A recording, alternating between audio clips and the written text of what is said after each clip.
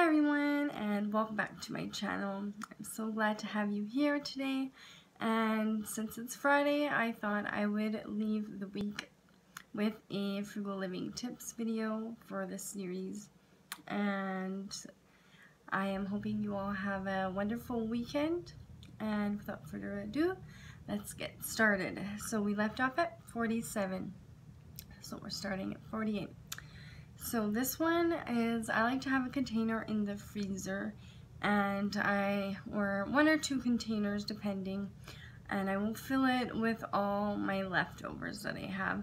And when I say all my leftovers, I mean like leftovers, and what I mean by that is vegetables and potatoes, and if it's going to be like a gravy, then I'll put my gravies in there and stuff like that, so that the tastes will all the tastes are similar, so it's not going to be like barbecue and then lemon or gravy, not that kind. So it's all like leftovers.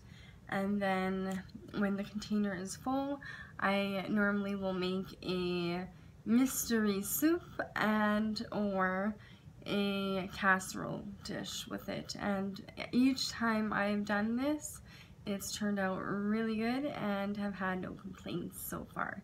As long as you keep the leftovers, like I mentioned already, very similar. So I wouldn't put like fish and beef and like that kind of stuff. Just keep it all very similar. And number 49 is only boil the amount of water that you will be using. So if you're making only 1 cup of tea, only boil maybe just a little bit more than 1 cup of water, because that is all you need, and it takes energy to heat an entire pot just for 1 cup.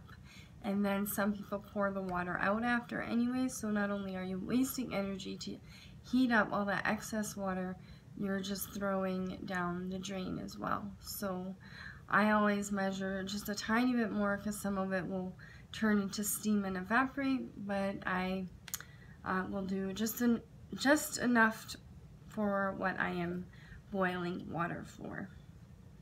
Number 50 is, this one has saved me hundreds and hundreds, if not thousands of dollars, but use less meat than the recipe calls for.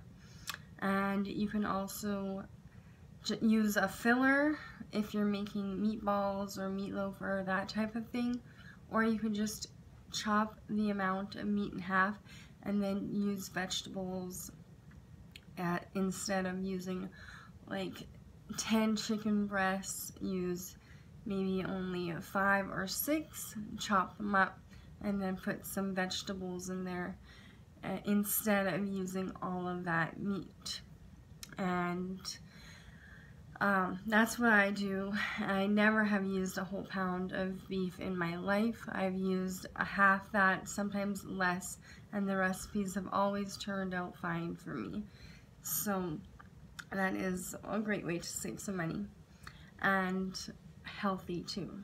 Number 51.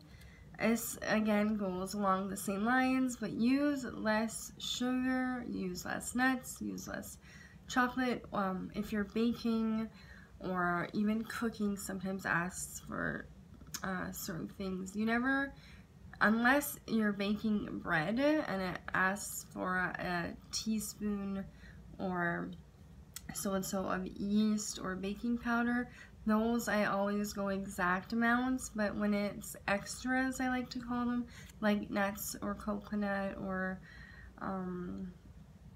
raisins or something like that, I never ever use the full cup or 2 cups or whatever it calls for. I never ever use the full amount.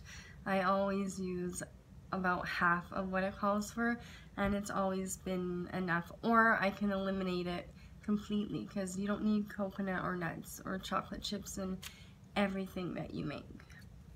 And especially the sugar, I cut that out a lot, sometimes more than half less, because it's really, really sweet when I use the whole amount. Number 52 is make your own salad dressings. and keep them minimal. We have two favorite salad dressings that we like here, are French and a balsamic, and I make them both myself, and that is what we use. I don't buy any salad dressings anymore. I used to buy them when they were on sale, but I just don't do that anymore. We have our two favorites, and they're so easy to make that it just isn't worth it to me, even if they are on sale, to spend the $2. Plus you're getting all the preservatives and sodium and all those other gross things that come along with it. So pick a couple of your favorite dressings and find a DIY homemade version, and normally 9 times out of 10 I would say they taste just as good or even better than the store-bought.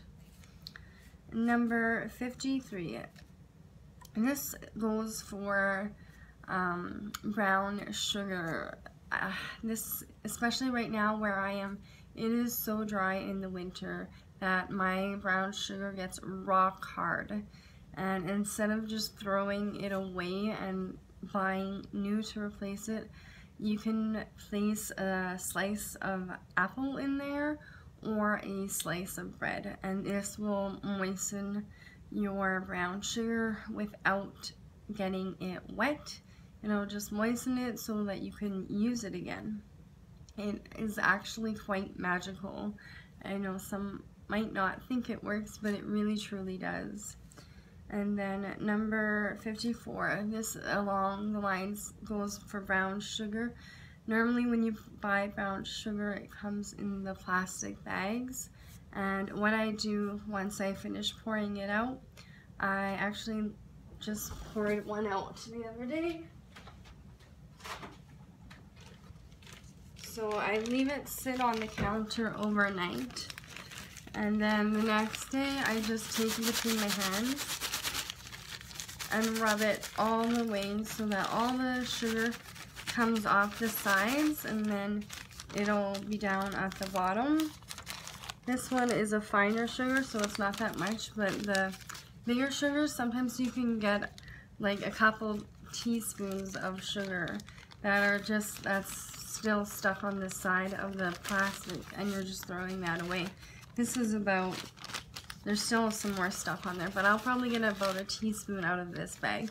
I know it doesn't seem like lots to some people, but it's still a teaspoon of sugar. Number 55, and I think this will be the last one for today. This one I do quite a bit. It's not food related, but have your shoes, boots, purses repaired instead of buying new, especially if you spent a lot of good money on them. It's way cheaper to get your heels repaired than going out and spending another $100 or $200 on a brand new pair when all that needs to be replaced is the heel. And sometimes I've had purses repaired when zippers or latches have been broken. There's so many different things that can be repaired. This is mostly like shoes and accessories I'm talking about, but even when I had to wear high heels for work before, I always got them repaired. I barely ever bought new pairs, and all the other girls would always buy brand new pairs, and they cost about $100 a pair. And I had a few of my favorite ones that were broken into, and they were so comfortable already. Why would I go out buy another pair and when they're gonna hurt my feet? But anyways, I always get these things repaired before I go out and buy new. In fact, I haven't bought a new purse or a pair of boots in over 5 years. So I'm gonna leave it there today. And as you all can see, I have my Christmas tree up still, and I am thinking about taking it down on Monday. I always like to leave it up for the school holidays because my daughter's home and it is kind of Christmas holidays, so when we all go back to school and work on Monday, that's when I'll probably take it down. I'd love to hear when you guys take your trees down. Do you leave them up? Do you take them down right after Christmas? I know my mom used to leave them up until sometimes February, so I actually did that before as well, but sometimes it's nice to just have a cleared home.